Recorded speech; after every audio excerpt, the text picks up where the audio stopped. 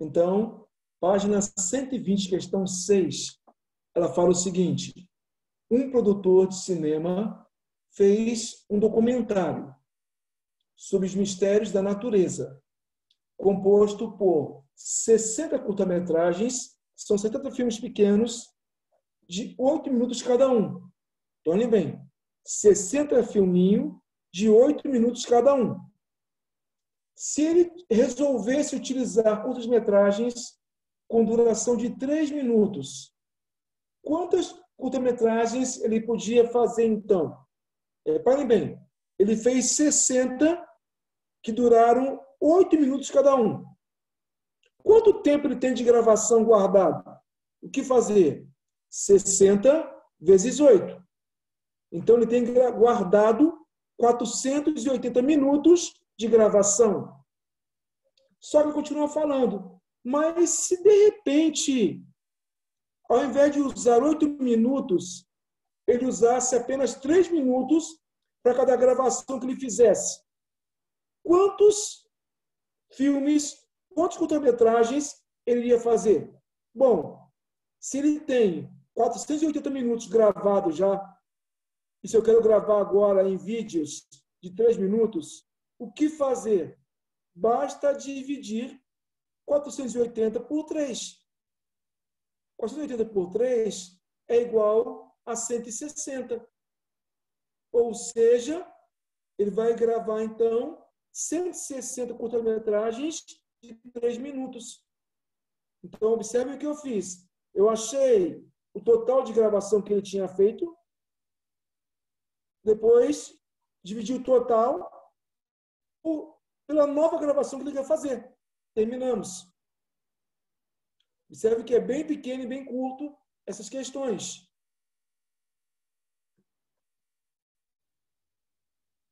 Agora, mergulhando fundo. São 3 questões do mergulhando fundo.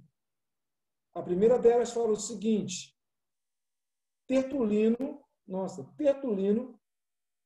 vai viajar e deseja guardar seus CDs em sacolas plásticas. Para guardar os CDs em sacolas que contenham 60 CDs em cada uma, ele vai precisar de 15 sacolas. Então, observem já a situação. Ele vai viajar e quer guardar os 6 CDs. Mas, se ele colocar 60 CDs em cada sacola, ele vai precisar, no total, de 15 sacolas. Então, 15 sacolas. Aí ele continua falando. Na mesma proporção, se os CDs fossem colocados em sacolas de 75 unidades cada uma. Observe, então, se ele pegar e colocar 60 em cada sacola, ele vai utilizar 15 sacolas. Mas imaginem bem, se ao invés de colocar 60 CDs em cada sacola, ele colocasse 75, quantas sacolas ele vai precisar? Primeira coisa que tem que saber, quantos CDs ele tem? Ele guardou 60 em 15 sacolas. 60 vezes 15 dá 900. Então, ele tem 900 CDs. E ele quer guardar agora em sacolas que vão caber 75 CDs em cada uma delas. Então, o que fazer? 900 dividido por 75. Quando fizer a divisão, o nosso resultado vai ser igual a 12.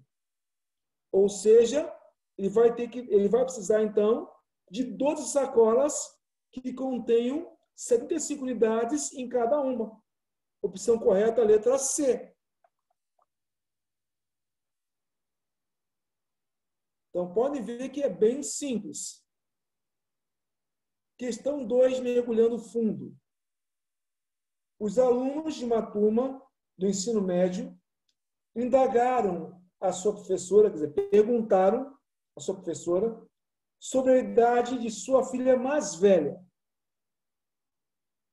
Ela respondeu o seguinte: a idade dela é o resultado do produto entre os dois menores números primos somados com 10. Então, ela respondeu para os alunos através de uma charada matemática. Ela falou o seguinte: a idade da filha dela mais velha é o produto, a multiplicação dos dois menores números primos somados com 10. Primeira coisa, o que são números primos? São números que possuem apenas dois divisores, um e ele mesmo. Quais são os números primos que nós temos? São infinitos. Mas quais são? Nós já tivemos aula sobre isso.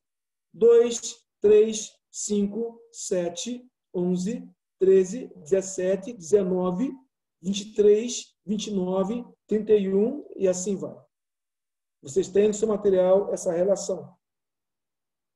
Dos valores que eu falei, quais são os dois menores? 2 e 3. Então, ela falou o quê? Que a idade da filha dela é o produto entre 2 e 3 somados com 10. Ou seja, ficaria o quê? 2 vezes 3 mais 10. 2 vezes 3 dá 6. 6 mais 10 dá 16. Ou seja, a filha mais velha dela tem 16 anos.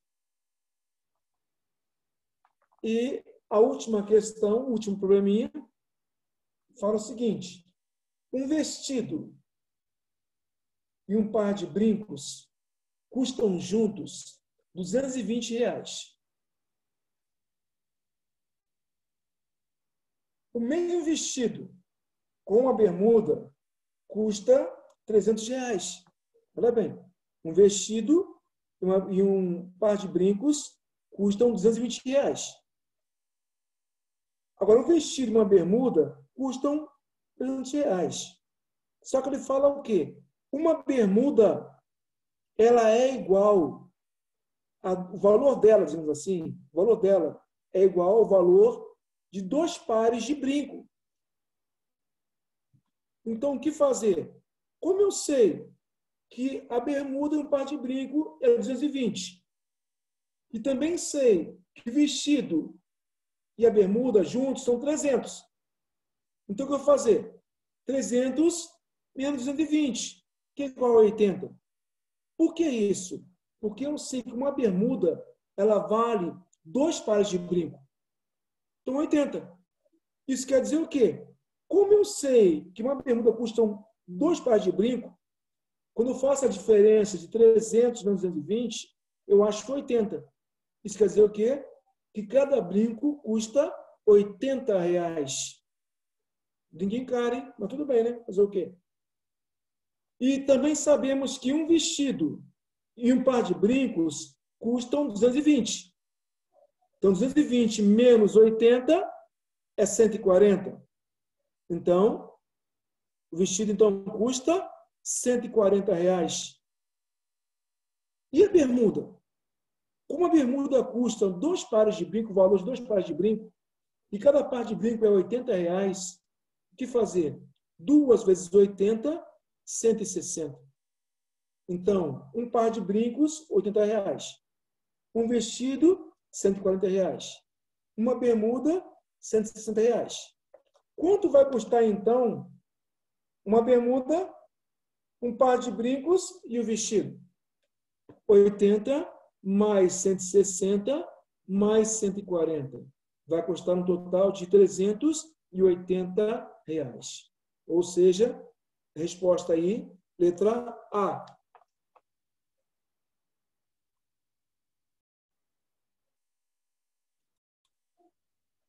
Então, nosso trabalho agora vai ser reconhecer os chamados números decimais, que são números que são separados pela vírgula. A vírgula separa a parte inteira da parte decimal. A parte inteira ela fica à esquerda e a parte decimal fica à direita. A parte inteira que nós vimos no início do ano é a unidade simples, dezena simples, centena simples, unidade de milhar, dezenas de milhar, centenas de milhar, e assim vai. Elas vão crescendo cada vez mais. Elas aumentam, se você observar, elas aumentam de 10 em 10 vezes. Que uma dezena são 10 unidades. Uma centena é 10 dezenas. E assim vai. Ela aumenta de 10 em 10. O contrário da parte decimal. A parte decimal, cada vez que você vai sendo uma casinha, você diminui de 10 em 10 vezes. E essa diminuição que eu me refiro é como se fosse uma divisão. Tanto é que acontece o quê? É uma origem prática dos valores decimais. A origem prática são as frações. Uma fração, ela vai dar origem a um valor decimal. E quando uma fração, ela dá origem a um valor decimal. Quando isso acontece? Quando você divide o numerador pelo denominador. Quando você faz a divisão do numerador pelo denominador, você transforma uma fração para um valor decimal. Então, através das divisões de frações, nós criamos os valores decimais. Por isso que uma divisão, ela pode ser exata ou não. Uma divisão pode ser exata ou não. Por exemplo, se eu tiver uma fração 3/2 ou 3/2, para mim 3/2 é igual a 1,5. 3/2 é igual a 1,5. Então, existe essa forma de você manusear, pensar e olhar uma fração com olhar decimal. Agora, observe aí a sua telinha para você, por favor. Vírgula. Vamos trabalhar as partes decimais. A primeira casa decimal é os décimos. Quando eu falo décimos, quem quiser até anotar aí, é interessante isso. Quando eu falo décimos, eu imagino uma fração na qual o denominador é o número 10. Por isso que eu falo décimos. 2/10, como é que eu leio? 2 décimos. A segunda casinha, centésimos. E quando eu penso em centésimos, eu penso em uma divisão ou uma fração na qual o denominador é o número 100. Terceira casinha são os milésimos. Mesma coisa, milésimos, vem de 1000. Milésimo é uma fração na qual o denominador é o número 1000. Décimos de milésimos é uma fração na qual o seu denominador é o número 10.000. Centésimo de milésimo, na quinta casinha. Centésimos de milésimos. É uma fração na qual o denominador é o número 100.000. Sexta casinha. Milionésimos. Milionésimo de milhão. É uma fração na qual o denominador é 1 milhão. Então, toda vez que você pensar em valores decimais, imaginem como se fosse uma fração. Outro fator que eu gosto de ressaltar também. Quando eu falo décimos, eu me refiro a um valor dividido por 10. Quando eu falo centésimos, é um valor dividido por 100. Quando eu falo em milésimos, é um valor dividido por 1000. Quando eu falo décimos de milésimos, é um valor dividido por 10.000. Quando eu falo milionésimos, é um número dividido por 1 milhão. Essa é a concepção geral dos chamados números decimais. falar. Se você achar que não vai ter, não, tá? Observe o que mostrar o quê? De que forma você pode ler um valor decimal? Então, geralmente tem 2 até 3 maneiras de você fazer isso. Olha bem, a primeira forma de você ler um valor decimal. Lemos a parte inteira, você vai ler a parte inteira, acrescido, quer dizer, colocado junto a parte decimal, fracionária, como décimos, centésimos, milésimos e assim por diante. Essa é uma forma de você ver. E uma coisa importante, se a parte inteira for 0, você vai ler apenas a parte decimal.